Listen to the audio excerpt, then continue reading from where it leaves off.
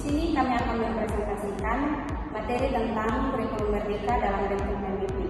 Oleh karena itu, perkenalkan nama saya Graciela Priama Cipuli dengan NIM 22011-585.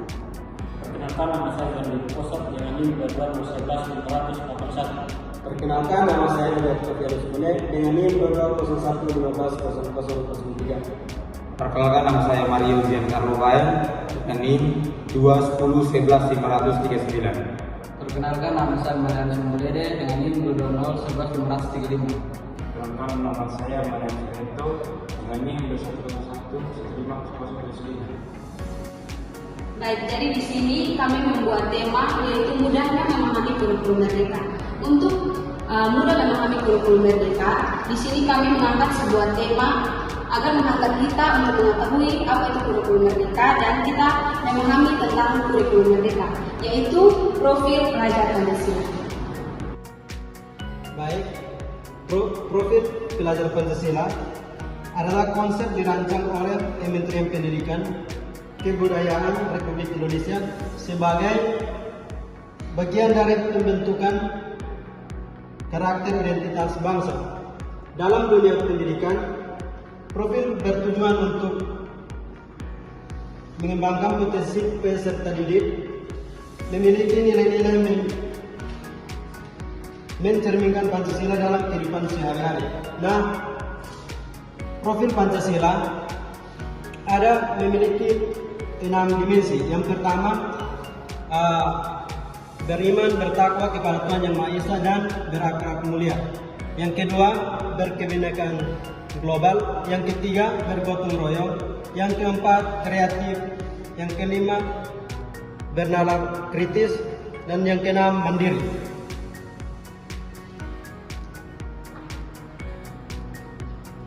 Dari keenam dimensi ini merupakan segala bagian kegiatan berbentuk pembelajaran muaranya untuk bertujuan harus mencapai profil pembelajaran Pancasila. Dari profil pelajar Pancasila, untuk menuju pada tujuan dari profil pelajar Pancasila dapat didekati melalui 4 pendekatan atau 4 pembelajaran, yaitu yang pertama adalah budaya sekolah, yang kedua adalah ekstrakurikuler, yang ketiga adalah intrakurikuler, dan yang keempat adalah proyek penguatan profil pelajar Pancasila. Untuk budaya sekolah dan ekstrakurikuler, pada kurikulum merdeka saat ini perubahannya dianggap memiliki kesamaan karena keduanya masih menggunakan konsep dari kurikulum 2013. Sedangkan untuk intrakurikuler dan proyek penguatan profil pelajar Pancasila atau biasa disebut dengan P5, di kurikulum sebelum-sebelumnya tidak memiliki alokasi waktu. Tetapi saat sekarang dalam kurikulum merdeka sudah memiliki alokasi waktu dan alokasi waktu yang sudah terpetakan, yang dimana dalam intrakurikuler diberikan alokasi waktu sebanyak 70 sampai dengan 80%, sedangkan proyek penguatan profil pelajar Pancasila diberikan alokasi waktu sebanyak 20 sampai dengan 30%. Berikut kami akan menjelaskan terkait dengan keempat pendekatan dalam kurikulum merdeka. Yang pertama adalah budaya sekolah. Budaya sekolah dalam kurikulum merdeka merujuk pada suasana atau nilai-nilai yang diterapkan dalam lingkungan pendidikan yang mendukung perkembangan siswa secara holistik. Budaya sekolah ini mencakup sikap perilaku dan kebiasaan yang ada di sekolah yang diharapkan untuk memperkuat karakter dan juga kemampuan siswa. Beberapa elemen yang menjadi bagian dari budaya sekolah dalam kurikulum merdeka antara lain. Ada 5 elemen yang menyangkut kurikulum merdeka. Yang pertama, kebebasan belajar. Yang kedua, kolaborasi dan gotong royong. Yang ketiga, pengembangan karakter. Yang keempat, inovasi dan kreativitas. Dan yang kelima adalah lingkungan yang inklusif dan menyemangati. Jadi dalam konteks ini, kurikulum merdeka atau budaya sekolah bukan hanya soal peraturan dan kebiasaan hari-hari, tetapi juga bagaimana sekolah menciptakan atmosfer yang mendukung pembelajaran yang menyenangkan, yang mengembangkan potensi siswa secara maksimal, serta mempersiapkan mereka untuk kehidupan yang lebih luas. Yang kedua, ekstrakurikuler. Dalam kurikulum merdeka, ekstrakurikuler memiliki peran penting dalam mendukung pengembangan potensi siswa. di luar kegiatan pembelajaran formal. Ekstrakurikuler di sini juga bertujuan untuk memberikan kompetensi bagi siswa untuk mengeksplor minat bakat dan keterampilan mereka yang tidak tercukup. Selain itu, ekstrakurikuler juga berfungsi sebagai sarana untuk mengembangkan karakter, kreativitas, kerjasama, dan kepemimpinan siswa. Jadi, dengan demikian, kurikulum merdeka bukan hanya sebagai pelengkap, tetapi juga bagian integral dari proses pendidikan yang memberikan ruang bagi siswa untuk mengembangkan potensi mereka secara lebih menyeluruh, baik dalam aspek akademik, keterampilan maupun karakter. Baik, yang ketiga adalah intrakurikuler. Nah, intrakurikuler adalah pembelajaran biasa atau pembelajaran reguler yang mengajarnya sama seperti kurikulum 2013. Nah, basisnya atau dasar dari intrakurikuler adalah capaian pembelajaran. Atau biasa dikatakan sama dengan konsepnya sama dengan kompetensi dasar dalam kurikulum 2013. Esensi dari capaian pembelajaran dan kompetensi dasar adalah sama, yakni keduanya merupakan kompetensi. Kompetensi yang harus diajarkan kepada siswa yang berbasis mata pelajaran, tetapi perbedaannya capaian pembelajaran dalam penulisannya itu dalam bentuk paragraf atau dalam bentuk narasi yang berbeda dengan kompetensi dasar, karena kompetensi dasar bentuknya ada rincian per nomor, tapi pada hakikatnya sama, karena dalam pencapaian pembelajaran juga kalau kita rinci akan jadi per nomor, misalnya 1, 2, 3 dan seterusnya. Jadi pada prinsipnya capaian pembelajaran itu sama dengan kompetensi dasar pada kurikulum 2013. Yang dilakukan guru pada saat akan mengajar, guru wajib membuat perangkat ajar. Nah, dalam kurikulum merdeka, guru dituntut untuk membuat perangkat ajar yang berupa ATP atau alur tujuan pembelajaran dan juga modul ajar atau MA. Dalam konteks capaian pembelajaran, TP perlu untuk dijabarkan menjadi tujuan-tujuan pembelajaran, kemudian diurutkan mana yang akan disampaikan pertama, mana yang akan disampaikan kedua, dan mana yang akan disampaikan terakhir.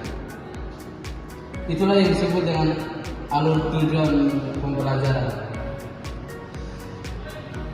Kemudian setelah berhasil membuat ATP, maka harus membuat modul ajar atau MA. Modul ajar adalah RPP yang terdapat komponen minimal, yaitu ada tujuan pembelajaran, langkah-langkah pembelajaran, dan asesmen. Yang minimal ada 3 komponen atau bisa lebih.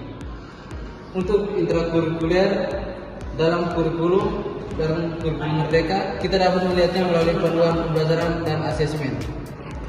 Asesmen dalam capaian pembelajaran juga mengalami perubahan beberapa kali, dan yang terakhir adalah dalam keputusan BSAKP 033-H-KR-2022. Baik, yang keempat, proyek penguat profil pelajar Pancasila. Proyek penguat profil pelajar Pancasila atau P5 adalah inisiatif yang digunakan oleh Kementerian Pendidikan, Kebudayaan, Ristek, dan Teknologi untuk menginteraksikan nilai-nilai Pancasila dalam pendidikan. Tujuannya adalah untuk membentuk karakter pelajar yang berdasarkan pada nilai-nilai luhur Pancasila, serta mempersiapkan generasi muda untuk memiliki kompetensi, kepribadian, dan sikap yang sesuai dengan tantangan zaman. Untuk proyek penguat profil pelajar Pancasila tidak berbasis capaian pembelajaran, namun untuk mencapai capaian pembelajaran harus berdasarkan tema. Jadi untuk proyek penguat profil Pancasila atau P5 itu berdasarkan tema berbeda dengan intrakurikuler yang berdasarkan capaian pembelajaran. Tema dalam P5 sudah disediakan oleh pemerintah sebanyak 7 tema. Selain dari SMK dan SMK, terdapat 8 tema. Jadi untuk proyek dalam P5 itu tidak berkaitan dengan capaian pembelajaran, tetapi berkaitan dengan tema yang disediakan khusus oleh pemerintah. Tema adalah kewirausahaan, kearifan lokal, kehidupan berkelanjutan, suka demokrasi, bangun jiwa dan raga, berkarya, dan teknologi. Untuk mendapatkan tema, kita dapat melihatnya melalui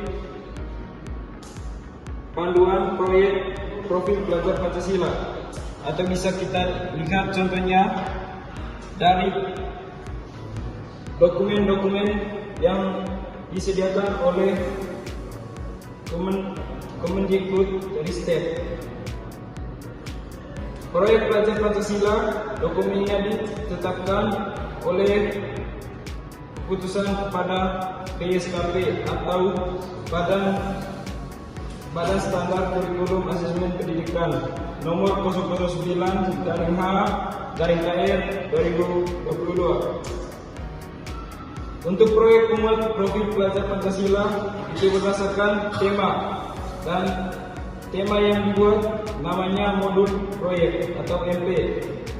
Modul proyek sama seperti modul ajar, tetapi pembelajaran bukan intra, tetapi modul proyek itu merupakan perencanaan apa langkahnya, seperti apa penguat asesmen, seperti yang mirip dengan modul atau RPP.